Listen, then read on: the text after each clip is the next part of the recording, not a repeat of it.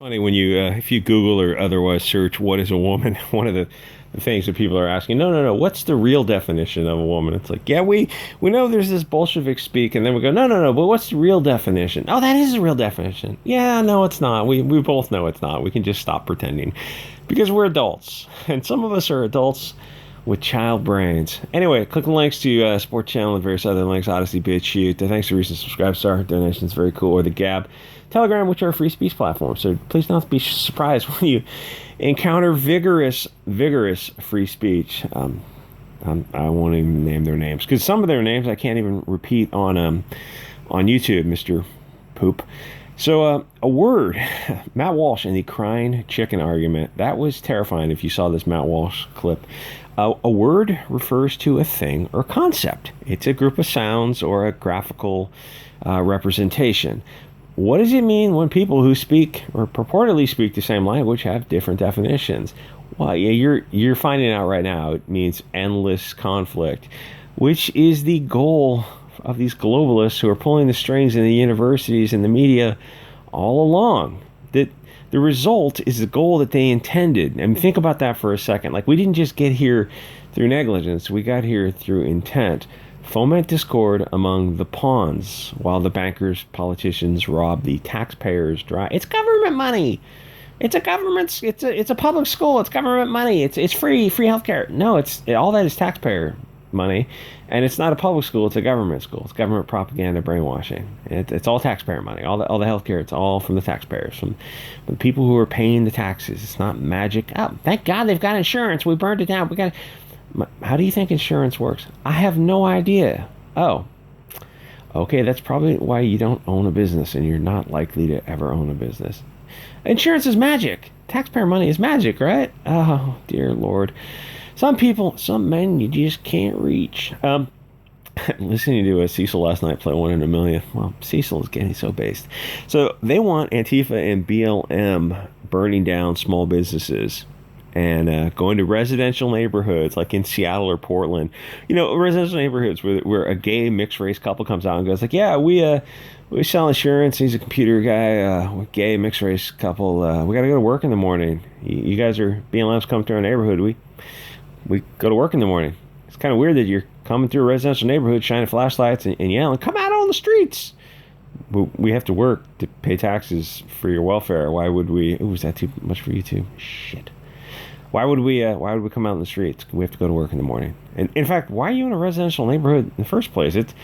There are residential neighborhoods. I'm not advising any unconstitutional activity, but it's weird that you're going to go to our residential neighborhoods. And why don't you protest? And again, not advising any illegal activity outside the mayors, the bankers, the city councils, the state senators' places. It's like I do document production review, a local office.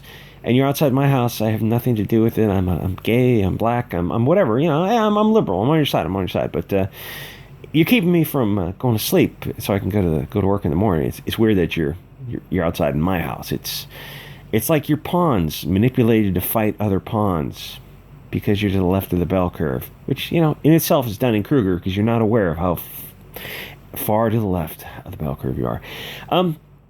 Why aren't they protesting out those places? Why aren't they seeking a constitutionally protected redress of grievance where it would be most effective? Because my brothers and sisters, who do you think is pulling the strings on Antifa and BLM? Who do you think is funding them? The Soros, Rothschild, Schwab? That's not just a meme. So when you see a situation like this with abnormal behavior, what is abnormal? That's a deflection, friend. You know what it is. When you see a situation with abnormal behavior, it's possible that means there's some manipulation going on by groups who have adverse interests to use. Did you grow up in a lifetime bathed in Bolshevik media propaganda? This person I'm looking at is in their 40s. So the answer is yes. You grew up watching TV, right? So you're exposed to, 30 years of Bolshevik brainwashing. Is it possible that TV propaganda had some effect on your current decision-making ability? Did it get you to where you are now, or did you arrive at this by clearly examining all sides of the issue? Well, you were never presented all sides of the issue because you went to a government school and you watched Bolshevik media propaganda. Is it possible you've been manipulated? Is it possible? Can you examine the possibility for that? Just throwing it out there. And the next thing, he does this interview with this woman who's a MD and a lecturer, who's clearly a crazy person. And this is where the crying chicken argument. He's asking about probative and relevant questions based in logic and facts, and she starts going to an appeal to emotion, which is disturbing because she's a medical doctor. She doesn't have some fluffy poetry degree. She's a medical doctor, and her response to that was an appeal to emotion about, he's talking about sexing chickens and hens and roosters and stuff, and her answer was, does the chicken delete itself? Which is an immediate appeal to emotion, discussing the issue within that community. And then the others are like, does a chicken cry? But that's not relevant to the argument of what we were talking about. And it's weird that a medical doctor would immediately make an appeal to emotion and then not immediately correct herself. Oh, you know what? I misspoke. I shouldn't have said that. It was your appeal to emotion. Let's get back on the track of facts and evidence. But she didn't. In fact, after a few minutes, she cut short the interview. So now here's the thing with people. They make this mistake about this kind of people with degrees, MDs, JDs, PhDs, whatever. And there's this appeal to authority that goes on in people's heads who haven't gone that path. And it's mostly false. Let me say at the top of the food chain, if you get a PhD in physics or mathematics, and it was when universities were merit-based universities before they are now, because there's a situation where a woman got a PhD from Princeton, I believe, in mathematics, and she submitted a poem for her dissertation. So before, if you got a PhD and you're above a certain age in math or physics, there are no dummies. I'll say that there's no dummies who have those degrees. How smart they are, they're over a certain level, because those are very challenging degrees. Now everything else, including MDs, JDs, passing your medical exams, the bar exams is literally a 21-hour examination, and the medical exams probably even worse. All these other PhD dissertation reviews, and people in the back of their mind, they think, oh, those are really, really hard things, and those people must be smart. On average, there's something like MDs and JDs. On average, it was like a few points higher than the average IQ population. It wasn't what you think it is. So how do these people get these degrees? Very average people can get those degrees by working hard. If you're smart, you can get those degrees by working less hard. But if you're just reasonably intelligent and you're willing to work hard and break things up into steps, it's like, how do you solve complicated mathematical equations? We use a matrix. You break down this bizarrely long series of problems into small solvable problems, and then you put it in a matrix, and then you combine those solutions to arrive at the matrix solution. It's like you have these multivariable equations, and they all go into you solve them piece by piece by piece, and then you put those pieces together. So how do you pass these exams? Well, you break it down piece by piece, and you work hard. You don't have to be a genius. So I'm saying, like, when people see these MDs, JDs, PhDs, and think, oh, appeal to authority, in the back of their mind, oh, this person must have some greater standing. Not anymore, and not for like several decades. Colleges are not merit-based colleges. Even advanced degrees are not merit-based degrees anymore.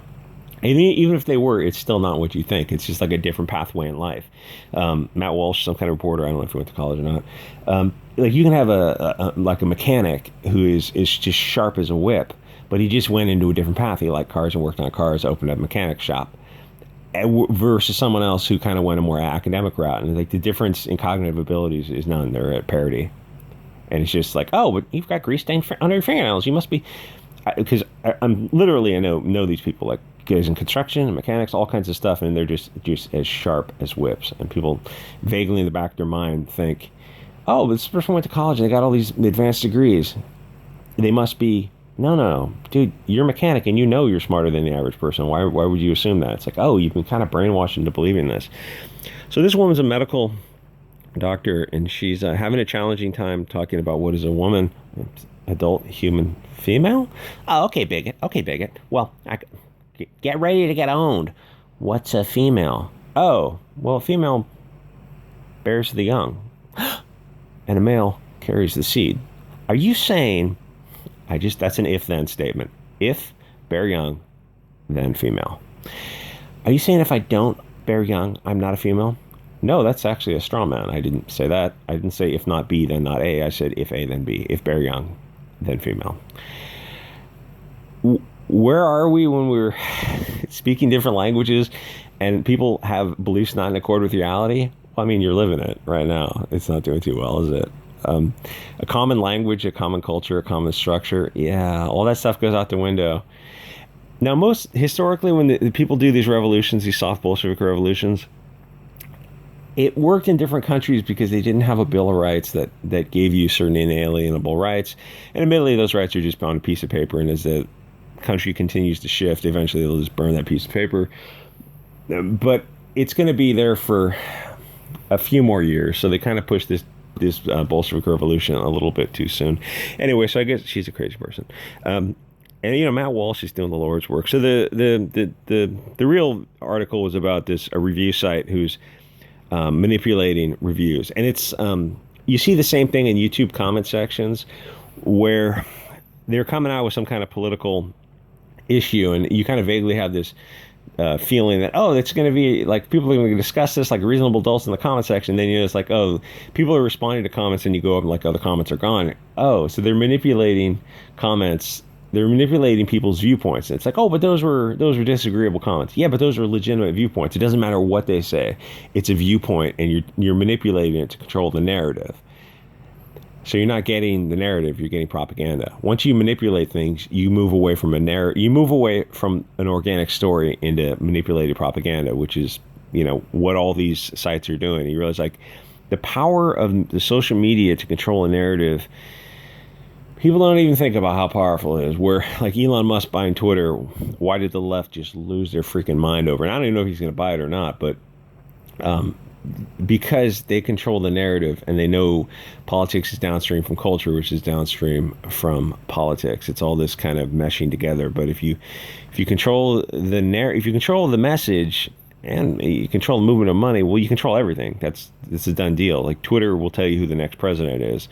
Leaders are selected and then they're elected, pre-approved by. In this case, it's going to be social media. If you can't be on Twitter to run for some office because you're too far right wing, and you can't crowdfund on the crowdfunding sites because they don't disapprove of you, well, you're not getting elected. Oh, that doesn't seem like what the America was all about. The founding fathers. Yeah, good point. It's weird how our representatives don't do anything about that. Oh, they don't really represent us, do they? No, they don't. Anyway, like, comment, subscribe, support me on subscribe to the various other links, and I'll see you guys all next episode.